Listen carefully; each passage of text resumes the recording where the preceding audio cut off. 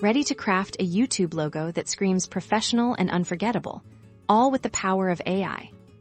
We're diving into Leonardo Ai, your new secret weapon for designing stunning YouTube logos. First things first, head over to Leonardo Ai and create an account or login. Once you're in, navigate to the image generation section. This is where the magic happens to start. We need a good prompt. Think about your channel's niche and the feeling you want to convey. For example, if your channel is about gaming, you might type futuristic gaming logo with a pixelated monster, vibrant neon colors, vector art style.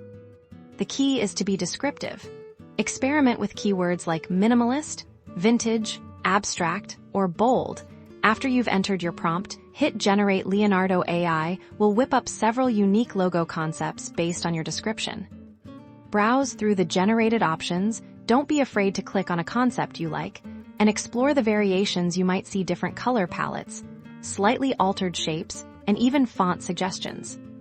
Once you've found a concept that resonates, it's time to refine. Leonardo Ai often allows you to tweak colors, adjust graphic elements, and most importantly, select fonts. Choose a font that's legible and matches your brand's personality. Think about readability on different screen sizes.